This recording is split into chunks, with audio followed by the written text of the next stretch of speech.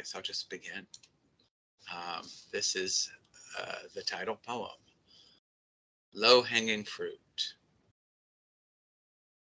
Good deal gets tossed away, the top of the strawberry and inner hull, the soft suspicions of incipient mold, and also too green and also too ripe, the sweet, perfect hearts the jays stabbed through the back.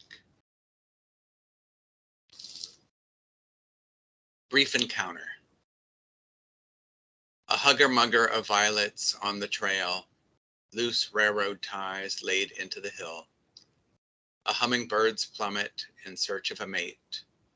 The coppers and buckeyes, fluttering sails. On the bay, the light is a series of ovals. Here comes the comet, and there it goes.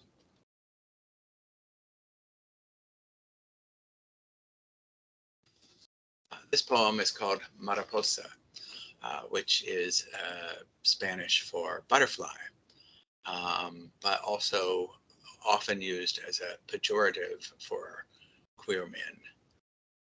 Mariposa. Who knows how he got free, this wedge of amber, this petal of soft violet, buckskin, Puritan gray.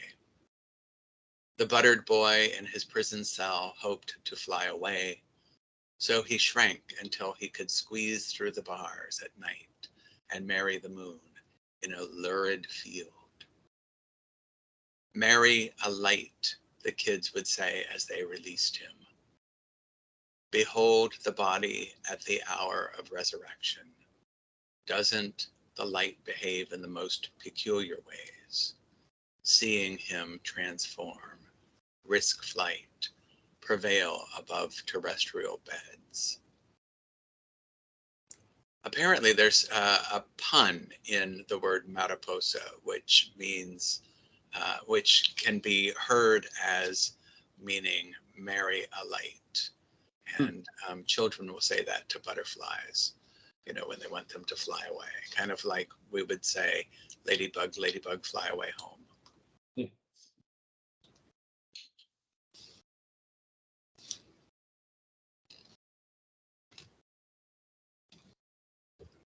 Calling all gods. Because I stand with my great unknowing yap and pray for speech. Because I would open my body like a rasping bellows and have you fill it. I do not know your name. That's the zigzag lightning I know. And that's the stout oak taken down by the wind. But what else am I to call you when you take me up in your embrace? You've always touched me with a stranger's hand. What is language outside the body but dry echo, the reflected want? I stood on the embankment where the midges fussed about the water. The black wings took them. The dark celebration overtook its congeries. No other voices but the frogs. No other sermon but the swallow's call. Why did you not enter me there with all the others? Oh, didn't you just? Oh, didn't you give and thrust, but spoke no word? No one man can be all things. That's why we need the river's indecisive swell. Of course, I wait for you the evening, abandoned boathouse hallelujah. I have come to speech. I have turned to kiss your face. I find your face in every corner of the congregated night, and I am filled with tongues.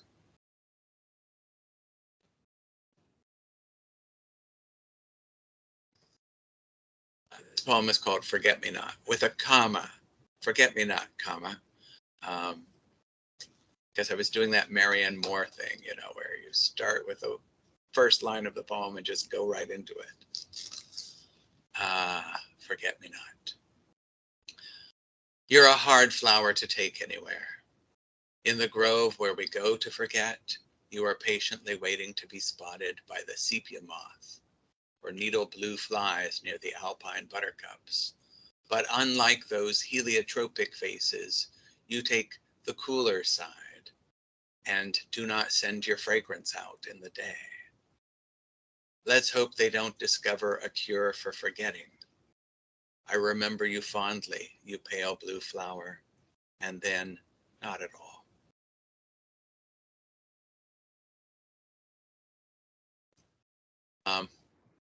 A friend who was sort of desperately looking for a job. Now he's an executive with like a big drug company. But at one time he was deeply considering taking a job as an organ harvester. And I was like, what's an organ harvester? They actually go around to, places where people have died and harvest their organs. Organ harvester. You take your chances, hope it's a match, the retina, for some recipient you haven't met. Most likely not a match. Oh, reaper, won't you leave and take somebody else home from the harvest dance? With a spoon and a little dish, he scooped me out an aggregation of eyes sloshy in the bowl, then set them like opals in a clock face on the right kisser. For skin, there is a peeler goes right through you like a vegetable. Long, thin strips to lay on someone's raw bottom or back or the backs of legs. Thou hast flayed me with thy beauty and the carbon blade you carry in your heart. And as for that most vital meat, you keep a set of snippers and a set of clamps, retraction, a polyurethane container, and an inflatable cushion to keep that vulnerable ticker from being shaken.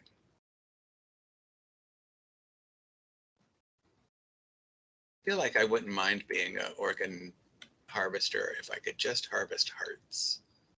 I don't want to get into skin and retinas and kidneys.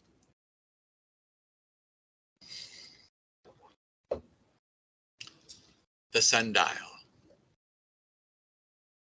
Who has set you in the dell, cherry blossom and bee?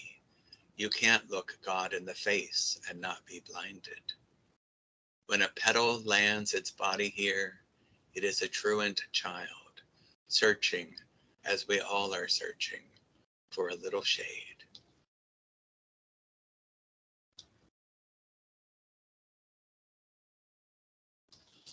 This poem is called Saudade, which is a Portuguese word that means a kind of beautiful sadness. Saudade. All the tired kids have gone to bed. Orange lamps on the coast highway. The Lady Gaga concert has let out and the fog has rolled in. I've got a guitarist's fingers wrapped around my strings, slightly out of tune. There are no words.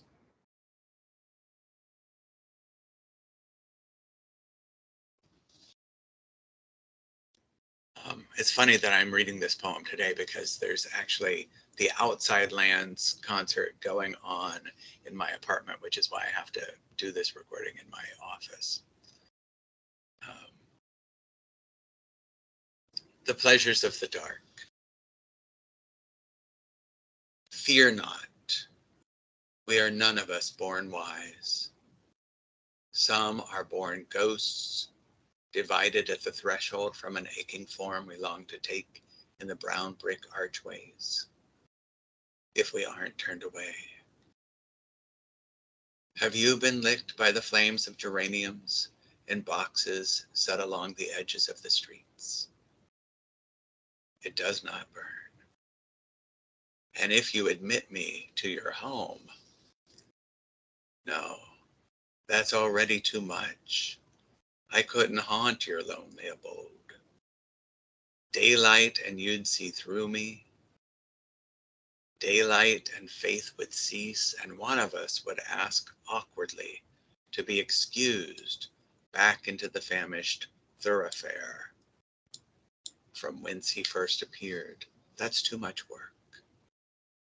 I'm already vanishing. And you see, nervous postulant, surely by now I thought you'd leave as well. But shadows increase in shadow. A creed grows out of need.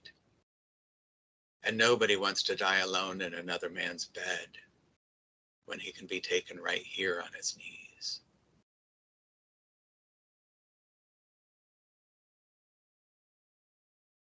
This poem is called Whippoorwill. The name of a bird, I've always loved this name because it's literally whip poor Will. And I'm thinking, what did poor Will do to get whipped? Whip poor Will.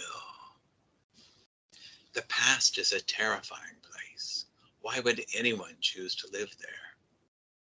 Don't forget me, they say. The ghosts, expulsed by dawn, have ceased to phosphoresce. It is not crucial that I write, but that I record a few of these atypical migrations of the human soul.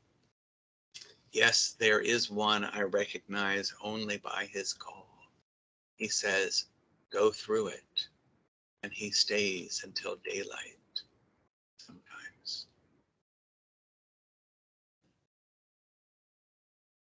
All right, I'm going to do the best I can on this poem. This is the weirdest one of the lot. Because I think I was reading a lot of Robert Duncan and sort of getting into that medieval mind of his. Also, I was teaching a course on poets and birds, and we did a section on augury, which is the art of predicting the future from the song patterns and flight patterns of birds. Right. Let me wet my whistle.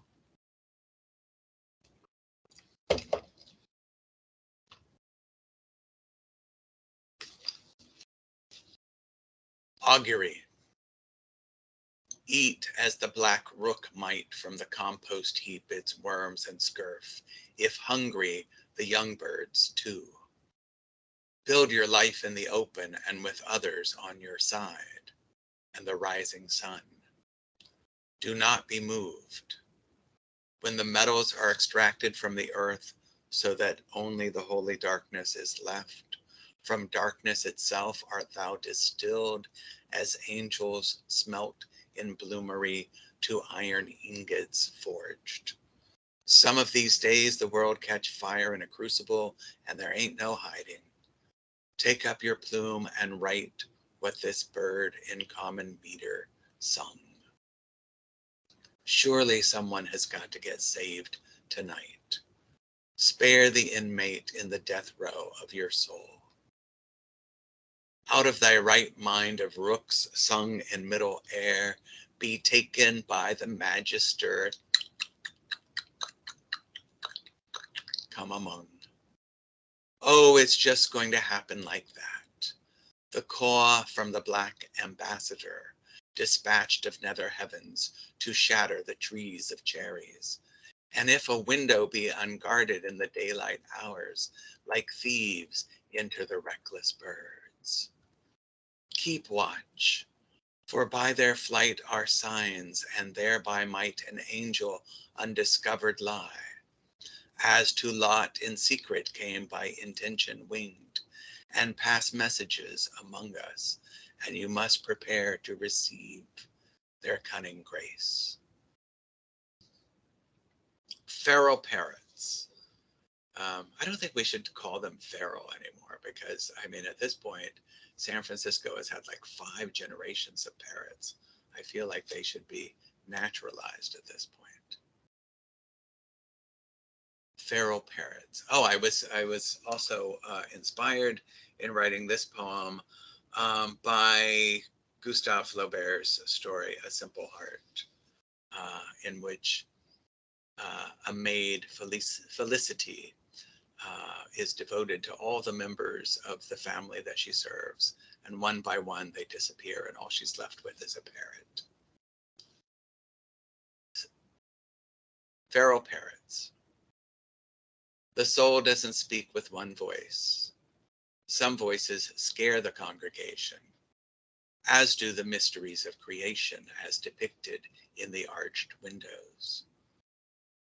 Look up, and what you see is impermanence, impermanence with a splash of color, in the beginning, beginning to fade. Nobody cares how the universe was conceived. The fixed star we call the Northern Star is migrating. The tree of knowledge has fallen on hard times. And is that a serpent, or simply a wicked flourish at the end? I hope it's both.